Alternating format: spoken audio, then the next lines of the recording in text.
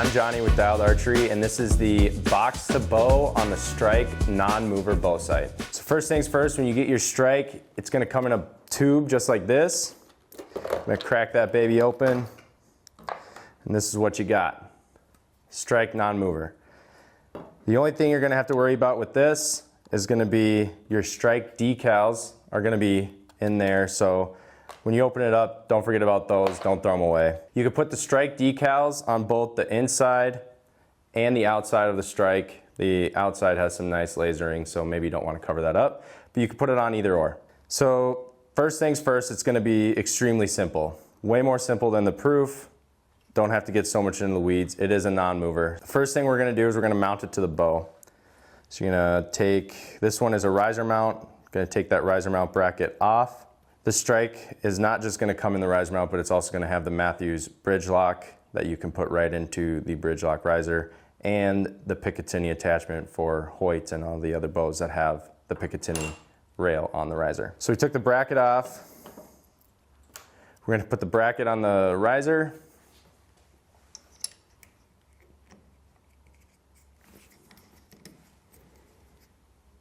So once we snug that riser bracket up, go ahead, mount your strike right on there. There are 4 different options right on the back of that. I typically like running mine all the way in. And since, again, it is a non-mover, so it will not have first axis adjustment, snug that riser mount screw up just like that, hand tight. So now you got it on the bow. So without a first axis, we're gonna level the bow and we're gonna jump right into the second axis, make sure that's all level. Then we're gonna jump into the third axis, make sure that's level. Then you should be good to go to the range. Get your yardages.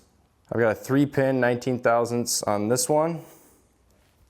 So look at that, we've got the bow all leveled out, and now we're gonna go up to the second axis and make sure that's all level. If you have a proof, it's the same exact second axis adjustment. So to adjust the second axis, you're gonna take tension off this bottom bracket screw, the oblong one, and a little tip. We like to loosen both of the second axis screws just to kind of give you a starting point, but remember, what you take out of one, you got to put into the other when you actually go to tighten it. So for second axis, I'm looking and I'm leveling the mag to the string. So let's take the tension out of this other one. They're both going to be tight when you get it from us here at HQ. So now that I've taken the tension out of this oblong bracket screw and both of the second axis screws, I can go ahead and start adjusting the actual second axis. And now you're just making micro adjustments to both to make sure that the levels on the string and the level on the mag line up perfectly between those bubbles.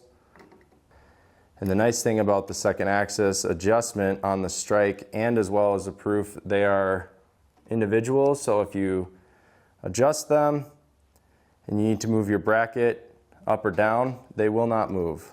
So right there, I'm looking at both my levels and they are perfectly level. So now we're gonna jump into third axis, which ideally would be done at full draw. We're just gonna show you right here. There's a third axis screw on the front of the windage.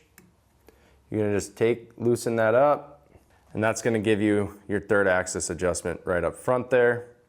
Tighten that back up when you're done. Now that you've got your strike from box to bow, everything's leveled out, we are good to go out to the range and start shooting.